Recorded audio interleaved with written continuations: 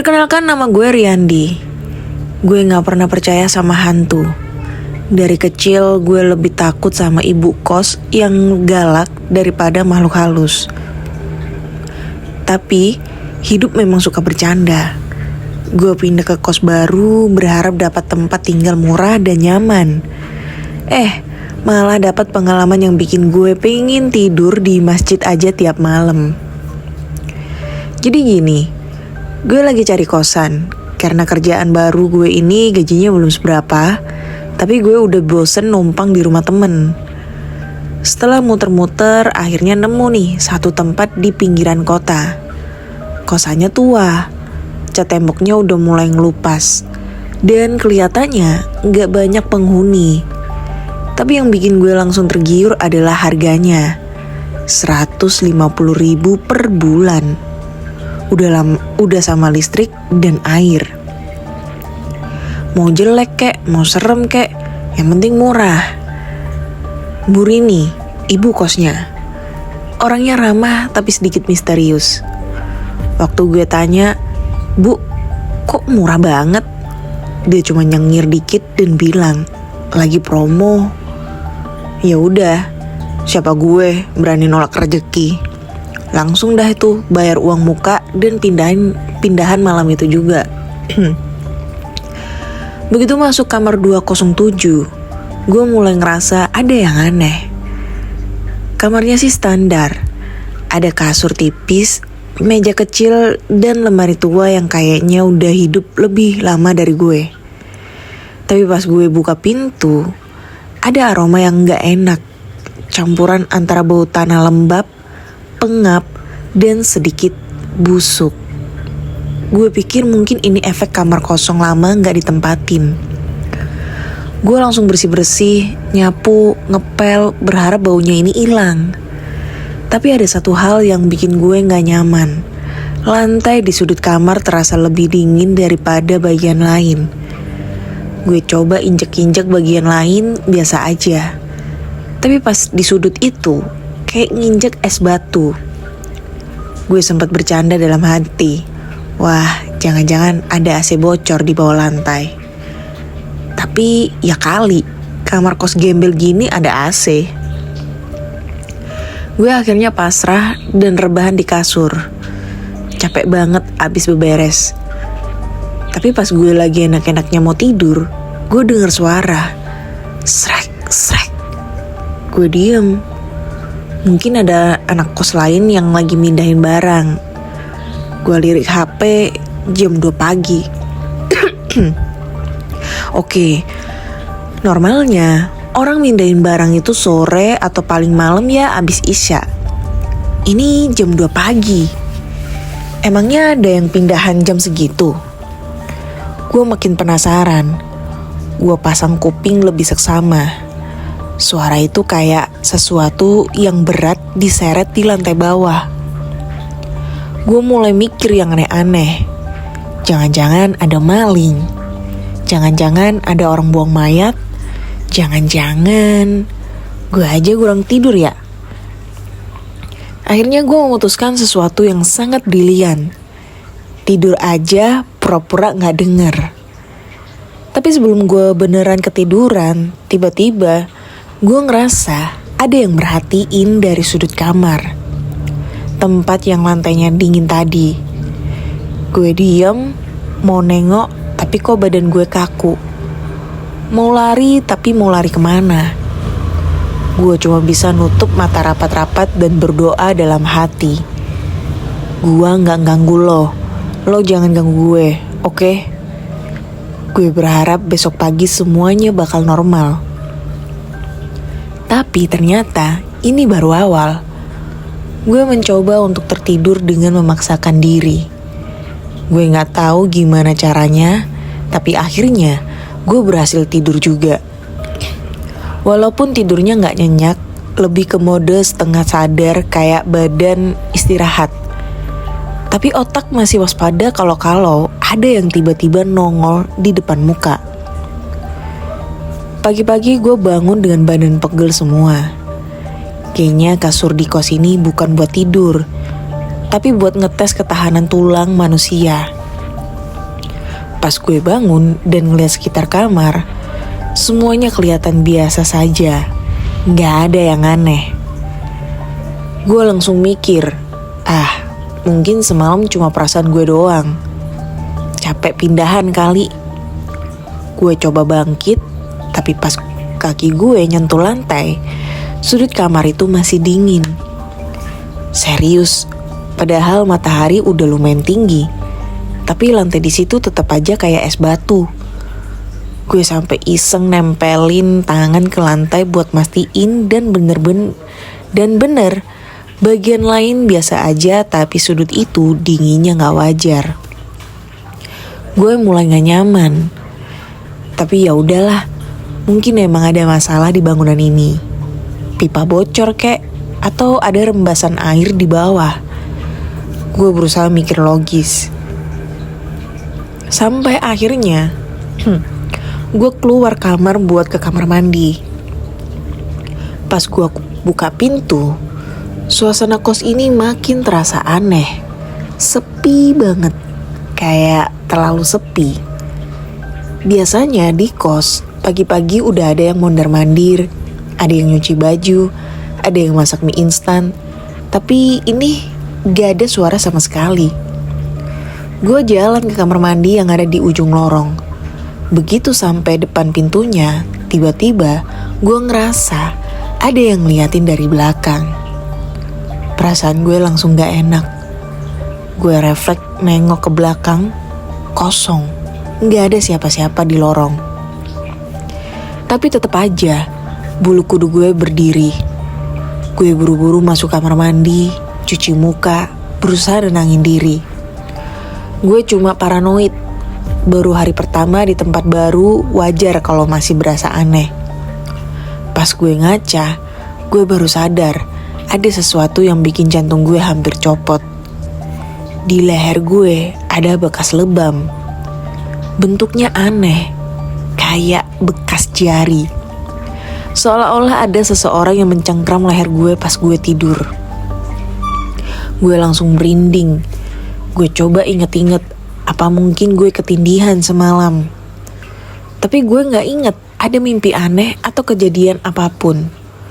Gue tidur biasa aja.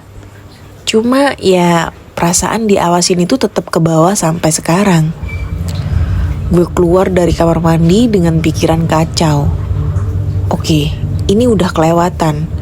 Kalau ada yang bercanda, ini bukan bercandaan yang lucu. Gue langsung balik ke kamar. Pas gue buka pintu, gue merhatiin sudut kamar yang lantainya dingin tadi, ada sesuatu yang berubah.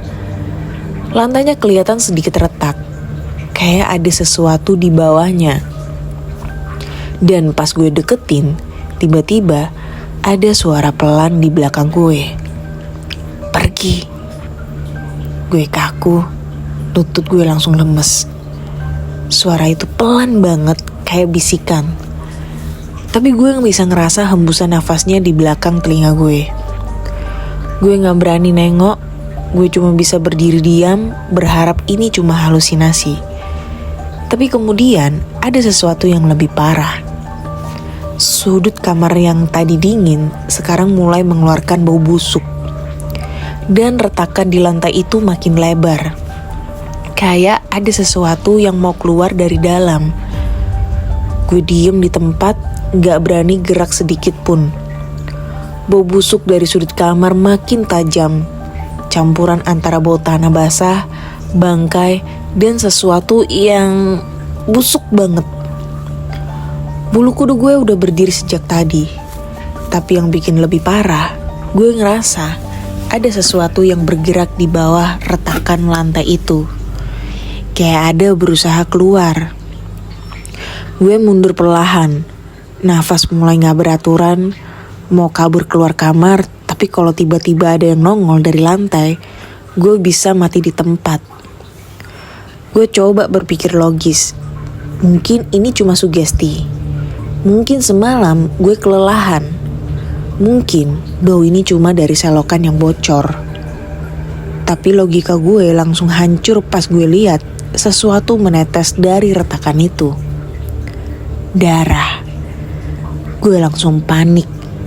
Ini bukan air bocor, ini jelas darah.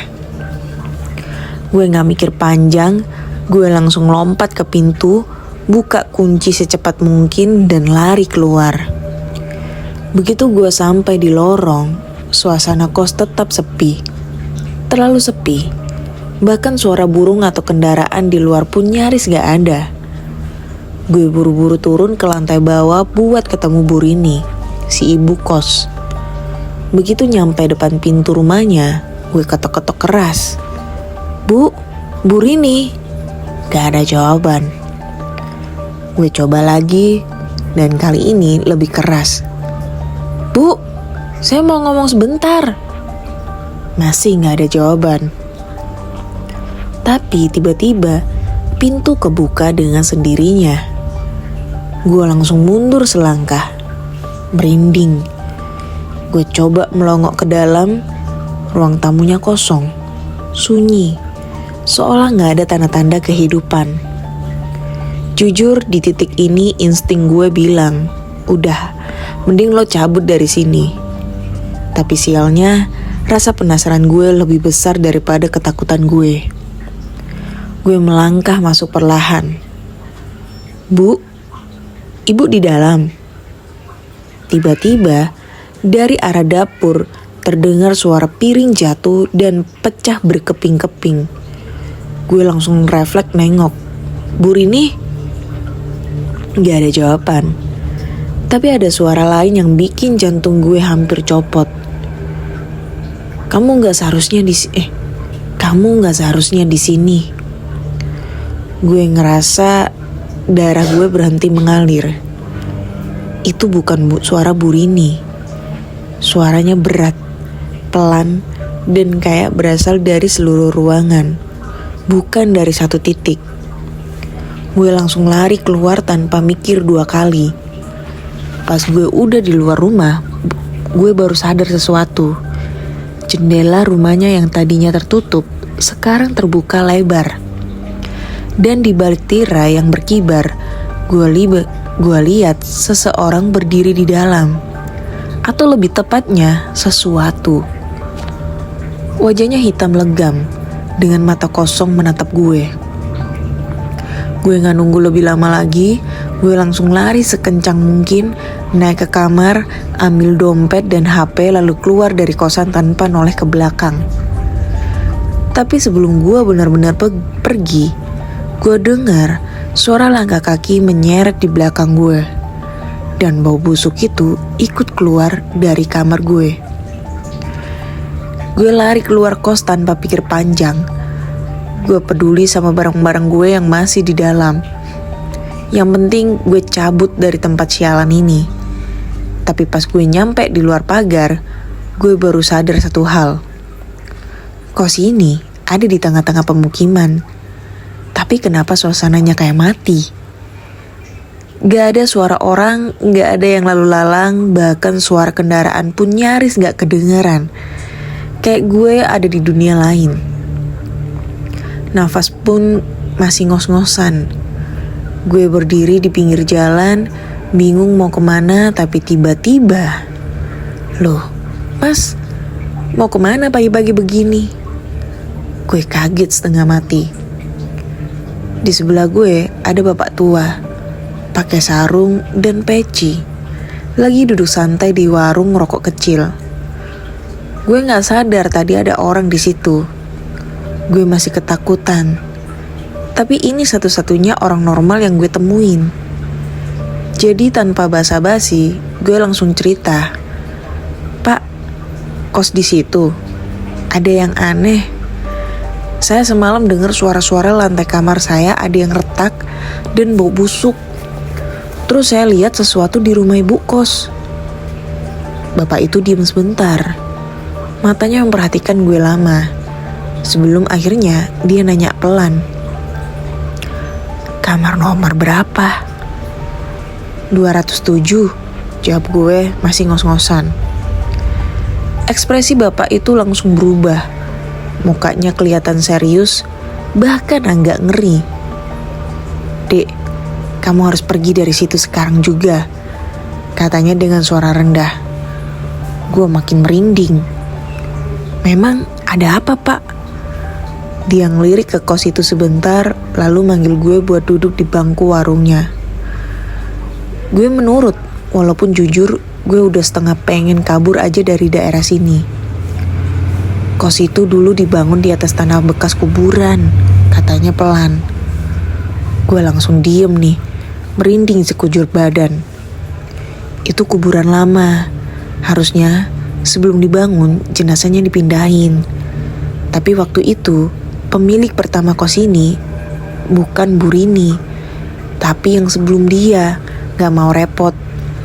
Dia bayar beberapa orang buat ngurusin mayat-mayat itu. Gue mulai bisa nebak arahnya. Jadi mereka gak dipindahin. Bapak itu menghela nafas berat. Gak semua. Beberapa kuburan memang digali dan dipindahin secara resmi. Tapi sebagian besar mayatnya cuma dikubur lagi di bawah lantai kos. Gue langsung mual. Oke, ini lebih buruk dari yang gue kira. Bapak itu lanjut. Dan kamar 207 itu ada di atas salah satu kuburan yang gak dipindahin. Mayat yang ada di bawah situ dulunya ditemukan dalam keadaan. Dia berhenti sebentar, lalu menatap gue dengan tatapan yang sulit dijelaskan. Tangannya terikat dan mulutnya disumpal kain. Gue langsung berdiri. Pak, serius? Bapak itu angguk pelan. Gak ada yang tahu siapa dia. Kemungkinan besar orang itu dikubur hidup-hidup. Badan gue langsung lemes. Sekarang semuanya masuk akal. Kenapa lantai di sudut kamar selalu dingin? Kenapa gue denger suara seretan? Kenapa ada bau busuk dari retakan lantai? Karena ada mayat di bawah sana. Dan yang paling bikin gue ngeri, itu bukan mayat biasa. Itu korban pembunuhan. Gue langsung mutusin, gue gak bakal balik ke sana lagi. Tapi sebelum gue bisa pergi, bapak itu tiba-tiba bilang sesuatu yang bikin jantung gue makin kenceng. Jangan-jangan dia belum mati waktu dikubur. Gue gak bisa berkata-kata. Kepala gue pusing, perut gue mual, dan kaki gue gemeter. Bapak tua itu masih menatap gue dengan ekspresi serius, seolah memastikan gue beneran paham apa yang dia baru aja bilang. Jangan-jangan dia belum mati waktu dikubur. Sumpah, bulu kudu gue berdiri semua. Jadi, mayat yang ada di bawah kamar gue bukan cuma korban pembunuhan biasa. Dia dikubur hidup-hidup. Gue coba meyakinkan diri kalau ini cuma cerita orang tua buat nakut-nakutin anak muda. Tapi semua kejadian di kamar gue semalam bikin gue gak bisa menyangkal. Suara seretan, bau busuk, lantai yang retak. Itu bukan kebetulan. Gue langsung berdiri, siap buat pergi jauh dari sini. Pak, saya gak bisa tinggal di situ lagi. Saya mau ambil barang saya dan cabut. Bapak itu buru-buru pegang lengan gue. Jangan masuk ke sana sendirian. Kalau kamu masih punya barang di dalam, biar saya panggil orang buat bantuin. Gue ragu. Jujur aja, gue uga banget balik ke kamar itu. Bahkan buat sekedar ambil barang. Tapi laptop gue ada di sana. Begitu juga beberapa dokumen penting. Gue gak bisa ninggalin semuanya begitu aja. Akhirnya gue nurut. Bapak itu manggil seorang pemuda yang lagi lewat. Namanya Asep. Katanya dia udah lama tinggal di daerah sini. Orangnya badannya gede, kayak sering angkat galon buat olahraga. Gue langsung agak lega. Minimal ada orang lain yang bisa gue jadikan tameng kalau ada sesuatu yang nongol. Kami bertiga jalan balik ke kosan. Suasana di sekitaran kos masih aja terlalu sepi. Gue heran di mana penghuni lain. Gue nengok ke bapak itu, tapi dia cuma geleng pelan. Banyak yang udah pergi dari sini. Cuma orang baru yang kayak kamu yang belum tahu. Sial, berarti selama ini gue sendirian di lantai itu. Begitu kami sampai di depan kos, Asep maju duluan. Saya masuk dulu mas, nanti kalau ada apa-apa langsung keluar ya. Gue sama bapak itu nunggu di luar. Asep naik ke lantai 2, menuju kamar gue. Gue berdiri dengan perasaan campur aduk. 5 menit berlalu, 10 menit, 15 menit, Asep gak balik-balik. Gue mulai panik. Pak, kok dia lama banget? Bapak itu kelihatan ragu, tapi akhirnya dia ngangguk. Ayo kita susul. Kami naik ke lantai 2, dan begitu sampai di lorong, gue langsung ngeh sesuatu. Bau busuknya makin parah. Gue nutup hidung, tapi tetap aja aromanya masuk. Kayak bau bangkai yang udah lama banget terkubur. Terus tiba-tiba digali lagi. Kami sampai di depan kamar gue. Pintu masih kebuka sedikit. Gue coba panggil, Asep, lu di dalam? Gak ada jawaban. Gue dorong pintu pelan dan begitu gue ngeliat ke dalam, Asep berdiri di pojokan kamar, menghadap tembok. Gue langsung merinding. Sep, gak ada reaksi. Dia cuma berdiri diam, punggungnya kaku. Gue melirik bapak tua itu, yang mukanya sekarang pucat banget. Sep, lo ngapain? Gue coba deketin, tapi tiba-tiba Asep berbalik dengan gerakan kaku. Dan yang gue lihat bikin jantung gue hampir berhenti. Mukanya bukan muka Asep. Kulitnya pucat kebiruan, matanya kosong tanpa bola mata, dan mulutnya sobek sampai ke pipi. Dari sela-sela giginya ada pasir dan tanah yang berjatuhan, seolah-olah dia baru aja bangkit dari kuburan. Gue langsung mundur, nafas tersengal-sengal. Asep, or whatever, the hell, the thing, orang bahasa Inggris. Ngeliatin gue dengan tatapan kosong. Mulutnya bergerak seakan mau ngomong sesuatu. Lalu dari dalam tenggorokannya keluar suara lirih. Tolong gua. Dan tiba-tiba dia berjalan ke arah gue. Gue gak mikir panjang. Gue langsung tarik bapak tua itu dan lari sekencang mungkin keluar dari kamar. Di belakang gue, suara langkah terseret-seret makin lama makin deket. Dia ngejar gue. Gue lari sekencang-kencangnya gak peduli sama suara langkah seretan di belakang gue. Bapak tua itu ngos-ngosan, tapi dia juga berusaha ngikutin gue. Begitu sampai di tangga, gue ngeliat sesuatu yang bikin lutut gue lemes.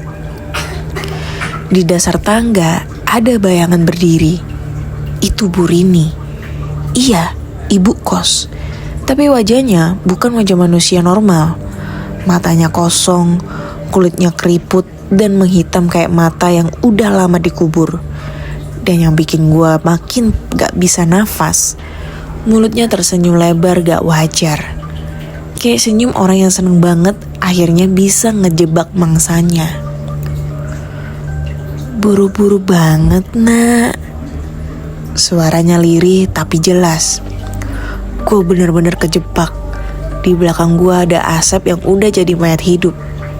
Di depan ada Bu Rini yang mukanya kayak jenazah membusuk. Bapak tua di sebelah gue berbisik panik. Kita gak bisa lewat situ.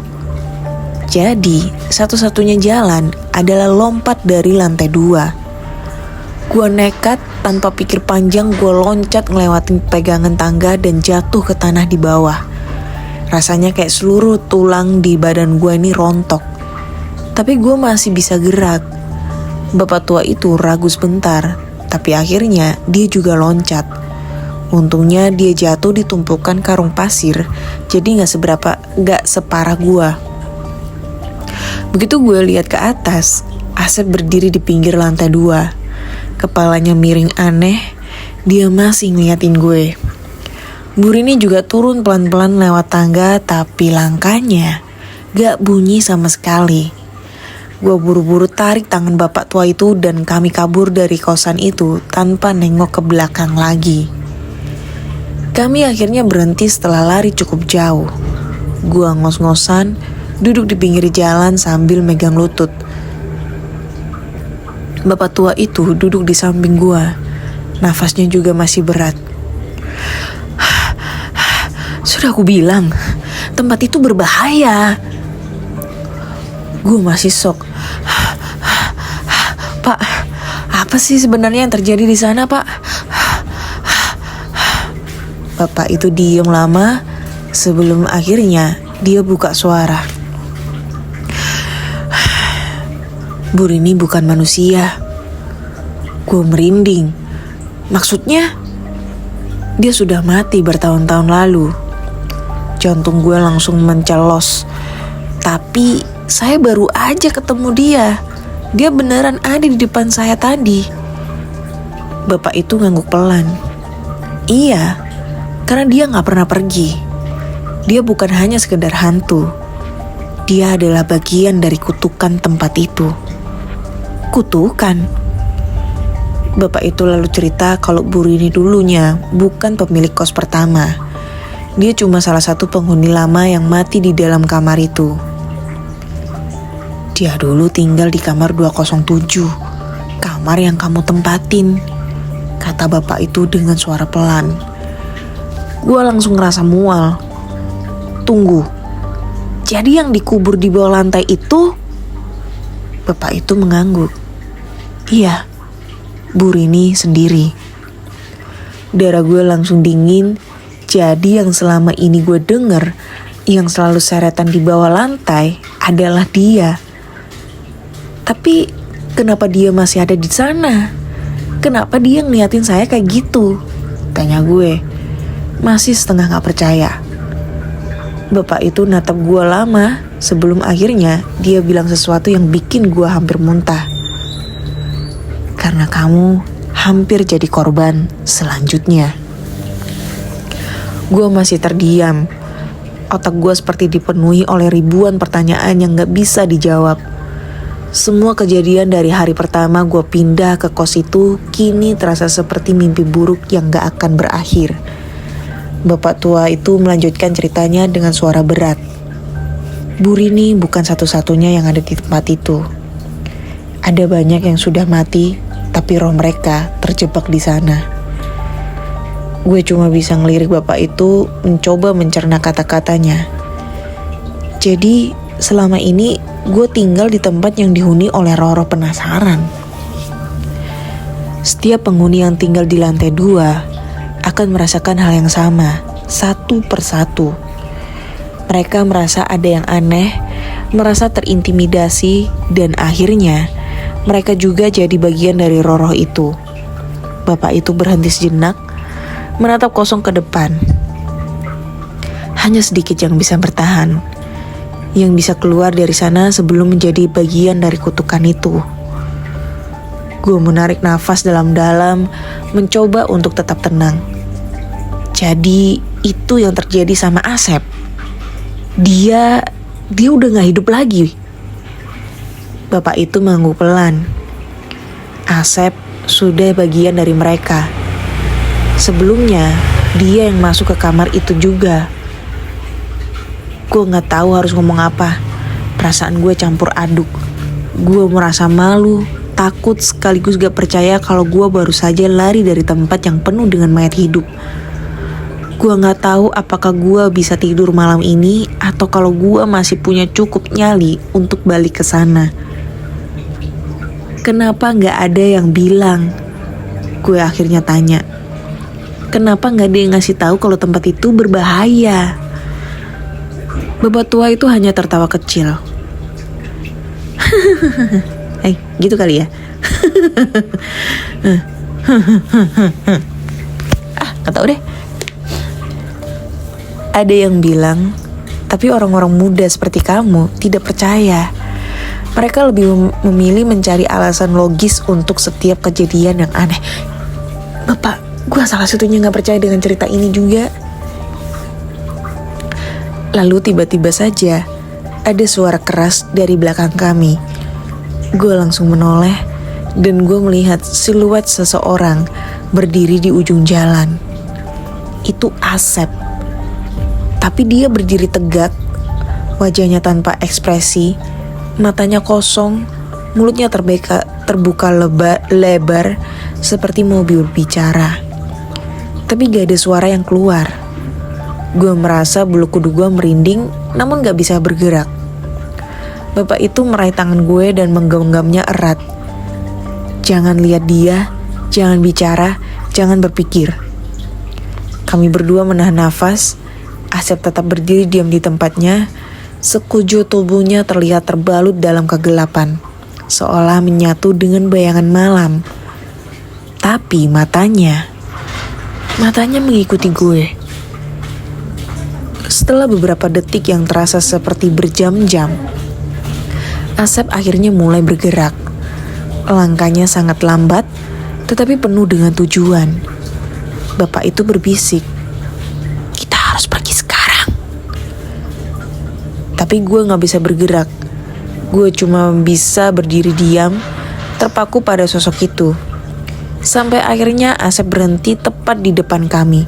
Dan dengan gerakan yang kaku, dia mengulurkan tangannya ke arah gue.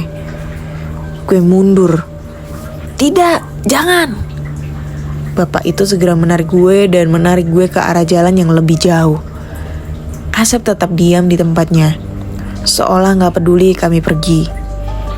Kami terus lari tanpa menoleh ke belakang. Gue gak tahu sudah berapa lama kami berlari. Tapi tiba-tiba bapak itu berhenti. Dia berdiri di samping gue dan menatap gue dengan wajah yang lebih serius. "Lo harus pergi dari sini," katanya. Nafasnya terengah-engah. "Kamu gak bisa tinggal di tempat itu. Kalau lo bertahan, lo akan jadi bagian dari mereka." Gue cuma bisa menatapnya bingung. "Tapi saya gak punya tempat lain." Bapak itu menggeleng. "Lo harus mencari tempat yang jauh dari sini. Semakin lo berlama-lama di sini, semakin lo masuk ke dalam kutukan mereka." Gue terdiam, berpikir keras. Tempat ini adalah rumah gue sekarang, tempat yang gue pilih untuk tinggal. Tapi seiring dengan berjalannya waktu, gue mulai sadar bahwa ada hal-hal yang lebih besar, lebih gelap dari apa yang bisa gue pahami. Gue menatap ke jalan yang gelap. Jadi, gue harus kabur. Bapak itu mengangguk. "Pergi sekarang, sebelum semuanya terlambat." Gue akhirnya mengambil keputusan. Gue tahu ini gak mudah dan gue gak akan pernah bisa melupakan semua yang terjadi di kos itu. Tapi gue juga tahu, untuk tetap hidup, gue harus meninggalkan mereka yang terjebak di sana. Sambil menarik nafas, gue melangkah menjauh dari kos itu, tanpa pernah menoleh ke belakang. Gue nggak tahu kemana gue akan pergi. Yang gue tahu, gue gak akan bisa kembali. Gue kabur dari tempat yang seharusnya jadi rumah gue, dan gue gak akan pernah kembali. Bapak tua itu, entah siapa namanya, menghilang begitu saja seakan dia hanya menjadi bagian dari cerita hantu yang gue alami. Namun meskipun gue pergi, bayangan mereka tetap mengikuti kehidupan gue.